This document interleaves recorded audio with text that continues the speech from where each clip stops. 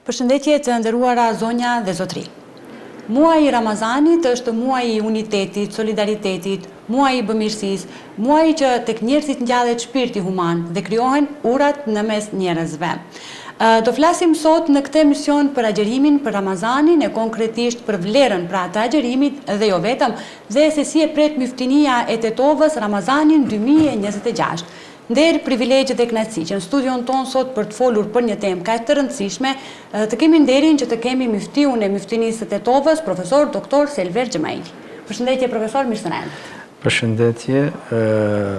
faleminderit edhe për ftesën dhe gjithashtu ju përgëzoj për emisionet e bukura që i bëni dhe të rëndësishme dhe me vlerë dhe që zgjedhni tamam temat përkatëse për kohën dhe për vendin e dorë. Faleminderit shumë që na keni nderuar. Fillimisht, profesor, të flasim për atë se çfarë paraqet, domethënë muaji i Ramazanit, gjithsesi cila është vlera e agjerimit të muajit të Ramazanit në konditat islame. Padyshim që çdo një lloj adhurimi, ibadeti që sipas mësimit të fesë islame parashifet për të realizuar nga njerëzit, nga besimtarët, ka vlera të veçanta, ka urtësi të veçanta, ka synime që krijuesi Zoti Xheleshanuhu kur e ka bërë obligim që dëshiron ta shpije njeriu në atë shkallë, ta ngret, ta lartësoj. Ashtu si të gjithë llojet e ibadeteve që theksohen edhe nëpërmjet ajeteve dhe haditheve që bëhen obligim, theksohet edhe urtësia dhe qëllimi pse është bërë obligim. Gjithashtu edhe për agjerimin që ne sot jemi në ditën e parë të Ramazanit. Allahu fuqiplot në surën Bekare kur flet për agjerimin, gjithsesi nëpërmjet ajetit me të cilin bëhet obligim agjerimi i Ramazanit, thot në këtë mënyrë, thot agjerimin u kemi bërë obligim juve, ashtu siç e kishin obligim edhe shoqëritë edhe popujt përpara jush, dhe në fund të ajetit theksohet, si duhet theksohet edhe qëllimi dhe caku ku don të mbrije nëpërmjet këtij adhurimi një besimtar ose një person i cili e realizon këtë adhurim të paraparë sipas mësimit të fesë islame, me që në fund të ajetit thuhet la'allekum tettekun, u kemi bërë agjerimin obligim që ju të ngriteni, të mbrini nivelin e devotshmërisë, të bëheni më të devotshëm, që koncepti devotshmëria apo takva, siç është drejt për drejt në Kur'anin e Kerim i theksuar, është një koncept i zgjeruar, por që do të thojë është maja e fetarisë. Gjithsesi në të gjitha ibadetet kërkohet që të mbërrihet te kjo cilësi, te ky nivel që të bëhemi më të devotshëm. Në përkthjimet e Kuranit në gjuhën shqipe, pavarësisht të gjitha e gjejmë kështu konceptin takva të përkthyer, që të jemi më të devotshëm, por që nënkupton që të jemi më vetëdijshëm për Zotin, më me duro karshi urnave dhe relacioneve njeri-Zot, njeri me njerëzit e tjerë, që të jemi më të njerëzishëm, që të jemi më me moral të lartë e kështu me radhë. Pra koncepti takva është një koncept parafërsisht që përshkon dhe përfshin të gjitha shtresat e njerëzve, por edhe të njeriu, të gjitha dimensionet e njeriu, qoftë në të folur, qoftë në sjellje, qoftë në veprimtari me njerëzit e tjerë, në relacion me njerëzit e tjerë, por para së gjithash edhe në relacion me Allahun fuqiplot, me Zotin. Do të thoja kështu, koncepti takva ka di dimensione, atë vertikal dhe atë horizontal. Ai vertikal është mes njeriu dhe Zotit, që ndërtohet me besim të shëndosh, me besim të sinqert, me iman të sinqert. Do të thonë, nuk ka shtirje këtu në mes njeriu dhe Zotit, nuk ka sapërsi e faqësi të dukem kështu, nuk mund të ndodhë kështu, por ai relacioni i besimit mes njeriu dhe Zotit duhet të jetë i sinqert, dhe këtë më së miri e shohëm kur njeriu është agjërueshëm. Për arsye se ndoshta në veprimtari tjera, në sjellje tjera, në adhurime tjera mund të mashtrohemi për ta bërë, për të duk, ose për emër, kur falemi ne na shohin të gjithë, kur shkojmë në haç na shohin të gjithë, dhe mund të mashtrohet njeriu që të bjerë në situatën që ta bëjë veprimin për të duk, ose sa përsi e faq. Mirë po, kur është në pyetje agjërimi, kjo është krejtësisht i sinqert, është mes njeriu dhe Zotit, pavarësisht se është sekret, është i fshet, askush askënd nuk e din a agjeron as agjeron, përveç Zotit. Prandaj, duke patur këtë natyrë, ki adhurim, agjerimi, është adhurim që është shumë i sinqert. Dhe prandaj edhe shpërblimi kur është në pyetje për agjerimin është i veçantë dhe përshkruhet në fjalët e pejgamberit alayhis salam, por edhe në ajetet e Kuranit Kerimit, përshkruhet se shpërblimin e ka të pakufishëm. Agjerimi ka të si kryesore durimin, për arsye se jemi në gjendje të durojmë përballë nevojave për ushqimin, për atë, për këtë, të gjitha i përpallojmë, pra abstenojmë me një bindje, cilësi e veçantë pra është durimi, ndërsa në Kuranin Fisnik thot innema yuwaffas sabiruna ajrahum bighayri hisab, shpërblimi për ata të cilët janë durimtar, janë të durueshëm, është i pakufishëm, nuk ka kufizime, që vetëm Zoti e din se sa është. Prandaj edhe shpërblimet për agjerimin, vetëm Zoti i din se sa janë, për arsye se natyra e këtij adhurimi është e tillë, është shumë e sinqertë mes njeriu dhe Zotit, edhe është shumë sekrete, do të thoja. E tani, domethënë, kur qëllimi është që njeriu ta bëjë më të përkryer, më të moralshëm, më të ngritur në aspektin etik, njerëzor, dhe përderisa synim është i agjerimit ky, normalisht që besimtari gjatë muajit të Ramazanit duhet të jetë shumë i kujdesshëm që ti përkap këto vlera. Domethënë, ne jemi në ditë të caktuara, si vjet 29 ditë, domethënë jemi në një shkollë, në një kurs që ka një orar të caktuar. Dhe çdo minutë, çdo sekond, madje do të thoja, çdo kohë brenda Ramazanit duhet të shfrytëzohet maksimalisht që të dalim më të fituar dhe me përfitime të mëdha në aspektin shpirtëror, pra në aspektin e sevapeve në fund të muajit të Ramazanit. Por ndryshe, ki adhurim, pra ki ibadet pastaj, për të kuptuar se është realizuar në mënyrë ashtu siç duhet, patjetër duhet të reflektoj pastaj në sjellje, në fjalët tona, në raport me njerëzit e tjerë, kështu me radhë. Pse? Për arsye se pejgamberi selam thot, kush nuk largohet nga fjalët e këqija, veprimet e këqija, kush nuk largohet nga sjellja e keqe gjatë duke qenë agjërueshëm, le ta di se Allahu xhaleshanuhu nuk ka nevojë për etjen dhe urinë e tij, se nuk është qëllimi që njeriu të mbahet i etur dhe i uritur, por është qëllimi nëpërmjet të kësaj discipline që është e jashtëzakonshme të arrihet që njeriu të përfitojë vlera edhe më të larta, më njerëzore, më etike, më morale. Mirë po, kush e ka obligim agjerimin e Ramazanit? Normalisht, çdo ibadet ka parakushtet e veta. Domethënë, për të bërë obligim, ka kushte, sharte, ne i themi në literaturën islame,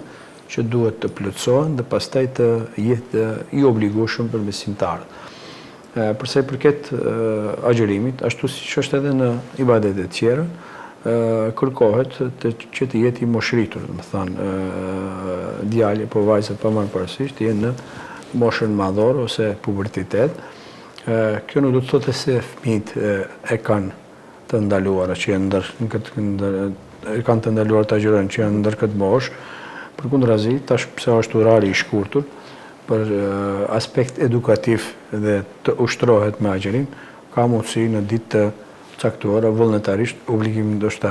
se kanë si fëmijë, por vullnetarisht mund të agjerojnë dhe kjo shërben për të edukuar, për të mësuar që në kohën kur do u bëhet obligim që të jenë veç më të ushtruar me këtë ibadet. Pra, një kusht është që njeriu të jetë në moshën madhore, dhe e dyta gjithashtu e para ajo që më dihet, po nuk e theksojmë për shkak se të gjithë jemi ashtu, nën kuptohet, pra të jetë besimtar, musliman, i fesë islame, për arsye se obligimet fetare islame vlen për ata të cilët këtë program e pranojnë, pra janë musliman, dhe e treta që të jetë me mentalisht i shëndosh, gati si të gjitha llojet e ibadetet kërkohet kjo, që në këtë kontekst të jetë mentalisht i shëndosh, për ndryshe për ata të cilët ju mungon kjo dhunti, nuk e kanë obligim agjerimin e Ramazanit. Kjo përsa i përket çështjes obligative, pastaj ka raste kur edhe tolerohen gjatë muajit të Ramazanit, mos agjerojnë, por nuk lirohen krejtësisht. Pra, ka raste kur për x arsye, për arsye që dalen pengesa shëndetësore ose rrugtim, lirohen nga agjerimi, por pasi të largohen këto pengesa, kanë mundësi ta kompenzojnë, ta zaventësojnë me ditë sa u kanë ngel pa agjeruar. Zakonisht te kjo klasë, më thonë, janë personat me ndonjë smundje përkohshme ose të përhershme, po marrë parasysh, saqë mjeku profesional i fushës vet i ka konstatuar që nuk bën të agjeroje, për arsye se e dëmton shëndetin, atëherë nuk do të agjeroje, por në qoftë se do t'i kaloje smundja në një kohë jashtë Ramazanit, ka mundësi ta përsërit. Është ditë që i kanë mbet pa agjeruar, por nëse ndodh që është smundja e tillë që nuk ka shpresa se dëshirohet, ose është në moshë të vështirë dhe nuk ka shpresa se dëshirohet për ta kompenzuar, për ta bërë kaza ditët që i kanë ngel pa agjeruar, ai ka mundësi që t'i zaventësoj me dhënien e fidjes, që do të thotë sasia e një sadakatul fitri jepet për çdo ditë të pa agjeruar, do më thonë, ashtë ditë sa s'ka agjeruar, ashtë ditë ka mundësi të paguaj me dhënien e fidjeve. Gjithashtu, edhe një grup tjetër që mund të tolerohet gjatë Ramazanit, mos agjeroje, por që ka mundësi pastaj të përsërit ato ditë, në qoftë se nona që është gjithënëse ose është shtatzan dhe ka dro ose është konstatuar nga mjeku profesional që agjerimi mund ta dëmtoje qoftë foshnjën, qoftë shëndetin e saj, ka mundësi që mos agjeroje, por t'i kompenzoje në ditë tjera. Mendoj që mësimi i fesë islame në këtë drejtim është i qartë dhe në kohën e fundit ka literaturë mjaftueshme, po më në fundit xhamati jonë frekuentojnë xhamit, hoxhallarët tonë, imamlerët tonë janë të gjithë të përgatitur në këtë fushë, që nëpërmjet kësaj dëshiroj të them, nuk duhet të nguruar për gjërat fetare të cilët kemi dyshim apo jemi të sigurt se si duhet bërë. Do të thonë, parashtrohen pyetje deri te hoxha, besoj që marrin përgjigje adekuate, për arsye se në mësimin e fesë nuk është turp parashtrimi i pyetjes, por ndoshta bëhet gabim nëse gjërat nuk i dimë edhe nuk parashtrojmë pyetje. Do të thonë, këta janë të liruar nga agjerimi, por me kusht që ta kompenzojnë. Myftinia e Tetovës si do ta pres këtë vit Ramazanin 2026, me çfarë aktivitetesh? Ne me që jemi ditën e parë, megjithëse programi është bë publik i Muftinisë së Tetovës, me që është shfrytzuar rastin që edhe nëpërmjet kësaj bisede këtu që disa pikat i shpalosim. Kemi një program të parapar që duhet të realizohet brenda këtij muaji. Një, me që jemi këtu në këtë shtëpi televizive, një pikë e programit është që për çdo natë para iftarit kemi biseda fetare, podcastet të cilët do të emitohen nëpërmjet televizorit tuaj, TV Kohës dhe faqes së Muftinisë që do të realizohen gjatë tërë Ramazanit. Pastaj një pikë që ndoshta raste të tjera nuk kemi theksuar, bashkëpunim me medresen Isabeu, paralelja e vajzave në Tetov, pavarësisht 50% e xhamieve, në 50% të xhamieve është parapar program me profesoreshat e medreses dhe nxënësit, që do të zhvillohet brenda këtij muaji. Kjo kryesisht është për gjinin femërore, domethënë në për xhami do të marrin pjesë vetëm gjininia femërore. Është aktivitet tradicional, por që është i mirë pritur nga besimtarët në mënyrë shumë të mrekullueshme dhe po zhvillohet shumë bukur dhe e nevojshme është. Besoj që edhe shumë e nevojshme është. Besoj që aktivitetet për gjinin femërore jo vetëm nëpërmjet medreses, por në disa xhamia ka edhe ligjërata të rregullta që kryesisht vikendeve realizohen nga profesorëshat e medreses, nga mualimet, domethënë pedagogët, arsimtarët që zhvillojnë mësimbesimin nëpër xhamiet tona. Aty ku ka në xhami mualime, ajo merr përsipër edhe ligjeron edhe për gjinin femërore nëpër xhamie.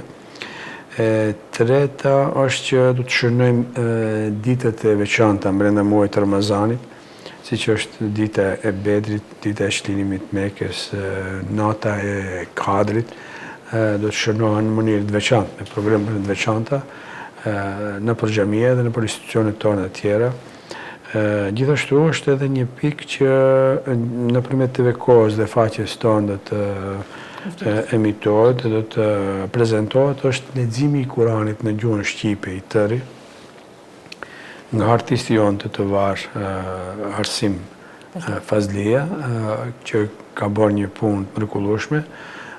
normalisht në organizimin e Muftinisë të Tetovës, ka bërë vitin i kaluar, por që do të emitojmë edhe si vjet për arsye se ka qenë i mirë pritur dhe i nevojshëm. Me sa më duket në kohën e Sifirit e ka emitimin ajo. Dhe përsa i përket sektorit çështjes së humanitetit, gjithashtu kemi të parapara disa gjëra, dyse e theksuat edhe ju në fillim se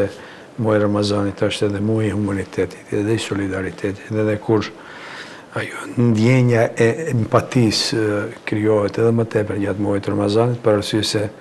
kur ne agjerojmë, kemi mundësi ta kuptojmë tjetrin që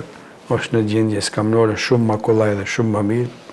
dhe më për këtë arsye dhe janë parapa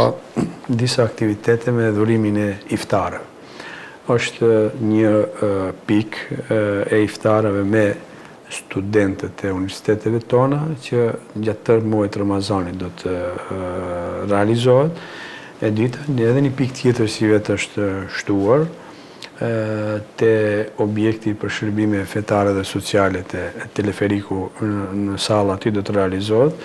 Është një projekt që bashkarisht me Drejtorinë e Përgjithshme të Vakufeve të Turqisë dhe Tikan, bashkëparisht me ata e realizojmë,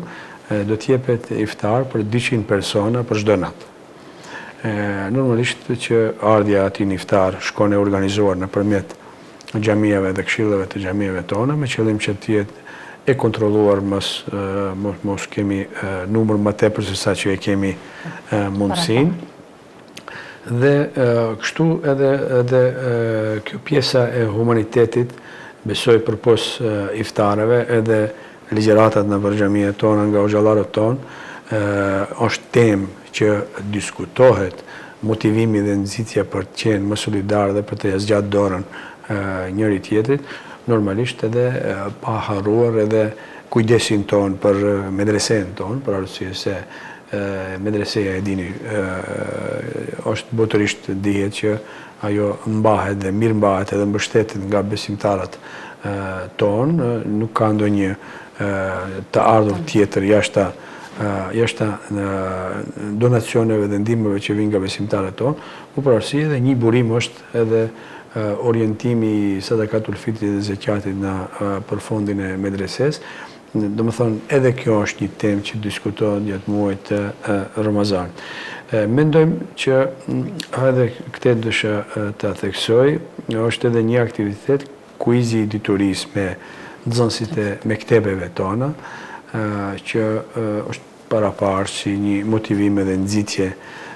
për arsye se edhe muaji Ramazanit është muaj i dijes, i dituris, i arsimit, nga se në këtë muaj fillon shpallja e Kuranit dhe shpallja e Kuranit fillon me urdhrin lexo. Andaj edhe këtij urdhri duhet të qëndrojmë besnik, veçanërisht gjatë Ramazanit, çështja e arsimit, e edukimit, e shtimit të diturisë, gjithnjë duhet të aktualizohet, që të përputhet me natyrën edhe me urdhrat që kanë buruar gjatë muajit të Ramazanit. Dhe normalisht Ramazani është një shkollë, një kurs intenziv dhe do të thoja që Bajrami është një ditë diplomimi. Dhe ditën e diplomimit ka nevojë për fest, për manifestim. Më për këtë arsye dhe kemi paraparë një koncert me ilahije, me lexime, me recitale, me Kur'an, ditën e dytë Bajramit, që mendojmë ta realizojmë në Pallatin e Kulturës këtu në Tetov, për të rregullaksuar aktivitetet që bëhen gjatë muajit të Ramazanit. Domethënë edhe këtë vit myftinia e Tetovës do të jetë afër nevojtarëve, skamnorëve, ata të cilët kanë nevojë për ndihmë. Padyshim. Një prej momenteve parësore, besoj që është kjo, tani edhe do të kemi parasysh kështu, nëpërmjet muftinisë të Tetovës, gjithësisht nëpërmjet të xhamive, bëhen shumë aktivitete në sferën e humanitetit, por ka një gjë që jo gjithnjë publikohen. Për arsye se ne mas miri e njohim gjendjen e qytetarëve tonë, për arsye se infrastruktura jonë shtrihet në çdo mahall, në çdo qytet. Do thonë çdo mahall, çdo qytet ka xhami dhe nëpërmjet të këshillet të xhamive, në punësive fetar, ne kemi mundësi të gjitha shtresat të njohim dhe të dimë ku është nevoja më e madhe. Dhe vazhdimisht nëpërmjet të xhamieve, ky sektor ka funksionuar, po e emërtuar si sektor humanitar. Më shkrihet detyra, janë dhuruar mjete, janë ndihmuar qytetarët, bisedtarët, edhe vazhdojnë të ndihmohen, por si rrallë herë edhe publikohen. Mos publikimi ka anën pozitive në vetën, por ndoshta ka edhe anën negative. Ana negative është që pak bëhet nxitja kur publikohet, ka mundësi të ndihmohet edhe të thithen edhe më tepër donacione, që edhe të shtohet edhe më tepër ajo ndihmë. Por kur publikohet, pak e ka edhe dimensionin tjetër, për arsye se në aspektin e marrësit të ndihmës, ka një vijë shumë të ndjeshme atij që mos preket edhe mos thihet zemra e atij që pranon ndihmë të ndryshme, por për këtë arsye edhe kjo mbajtje sekrete dhe mos shfaqje dhe mos reklamimi në kamera e ka ëmbëlsinë e vete që ai dhurim të bëhet tamam si duhet edhe mos preket askush, se shumë e rëndësishme është që të bësh një vepër të mirë edhe mu thysh zemrën e askuj. Andaj etika e agjerimit ne mëson këtë që edhe të bëjmë vepra të mira edhe mos prekim askënd. Më në fundit, veprat e mira ndoshta s'kan nevojë për reklam, për arsye se regjistrohen te Allahu xhaleshanuhu dhe shpërblimi pritet për veprat e mira vetëm nga Zoti xhaleshanuhu dhe jo nga dorë trokitjet e e njerëzve. Ju përmendët shumë aktivitete që kanë të bëjnë me këtë vit me Myftëninë e Tetovës, por cili është aktiviteti më i rëndësishëm, ose ndoshta edhe tradicional, apo të gjithë janë njëjtë nuk mund veçohen? Tani, sipas nga këndvështrimi jonë, të gjitha këto janë paraparësi të rëndësishme, prandaj janë venduar në program. Tash, varësisht prej marsit të këtij shërbimi, nga i këndvështrim duhet shikohet rëndësia dhe pesha. Marsi i këtij shërbimit për cilën ka nevojë, për atë ajo më e rëndësishme. Dhe më thonë, në qoftë se ja kemi qëlluar në një fushë të humanitetit dhe e kalon mbredhsa pozitive dhe marsi i shërbimit është ndarë i kënaqur dhe i lumtur, besoj që ajo aktivitet ka qenë shumë i rëndësishëm. Edhe to dimensionet tjera kulturore që janë, për shembull, me ligjëratat, me organizimin e paneleve shkencore, nëse dëgjuesi dhe pjesëmarrësi në atë aktivitet është ndarë i lumtur, i kënaqur dhe ka përfituar prej asaj, domethënë ja kemi qelluar, ka qenë një aktivitet i rëndësishëm. Por paraprakisht jo gjithnjë ka mundësi që 100% e kishim goditur se ky lloj aktiviteti është më i rëndësishmi. Kretë rezultati edhe te arritja e atij aktiviteti e shohim se ka qenë i rëndësishëm, apo ndoshta edhe kemi gabuar vitin e ardhshëm, nuk duhet ta zbatojmë të ndrojmë të dalim në një fushë tjetër. Por siç e shohim ne, për arsye se kishim di programa edhe para se të nisë Ramazani, një për gjinin februar dhe një ishte i përgjithshëm kështu në Pallat Kulturës, interesimi dhe pjesëmarrja dhe qëndrimi deri në fund të programit janë shenja se aktiviteti është i qelluar dhe është i kërkuar dhe ka nevojë të zhvillohen të tilla. Po, unë jam i sigurt që çdo aktivitet nga ana e Myftënisë është i rëndësishëm sepse ka dobi, edhe është dobi prurës për qytetarët, për shoqërinë, për besimtarët. Padyshim. Nevojat janë të mëdha, ka nevojë edhe shumë tjera ndoshta të bëhen, por brenda një muaji që 29 ditëshe dhe me mundësitë që kemi, besoj që sa do pak është mbuluar koha me aktivitete të nevojshme, të paraparësit nevojshme për besimtarët tonë përgjithësi. Dhe për fund, cila do të ishte porosia juaj ose urimi juaj për muajin e Ramazanit? Unë shfrytëzoj rastin që t'u them të gjithë besimtarëve dhe besimtareve. Është një koha Ramazanit, është një periudhë, është një kohë me ditë të kufizuara, të numëruara, kalon shpejt. Ja, sot gati shkoi dita e parë, kalon shumë shpejt dhe koha që kalon nuk kthehet më. Është një kohë, një periudhë, sa do e shkurt që tjetë, ajo që kalon nuk kthehet më. E vlerësove apo nuk e vlerësove, ngelet në dorën tonë. Prandaj është një kohë që sipas besimit të fesë islame janë portat e mëshirës së Allahut të hapura. Për arsye se në fjalorin e pejgamberit alayhis flitet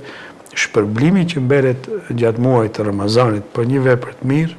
pa marrë parasysh se çka është shumë fishi asaj që mund të merret në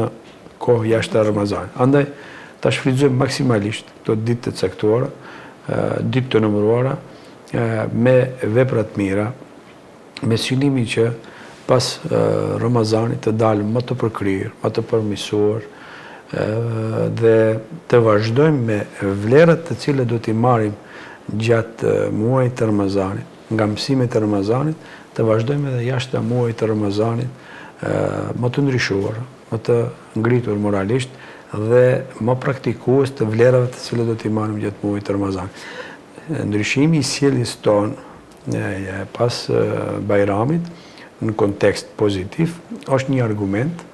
është një dëshmi se Ramazanin e kemi agjeruar ashtu siç duhet dhe kemi përfituar nga vlerat e këtij muaji. Prandaj, kryesisht në fund, u shfrytëzoj rastin të uroj besimtarët e Tetovës dhe më gjërë për muajin e Ramazanit, për hajër, urime qoftë për të gjithë, edhe për ju,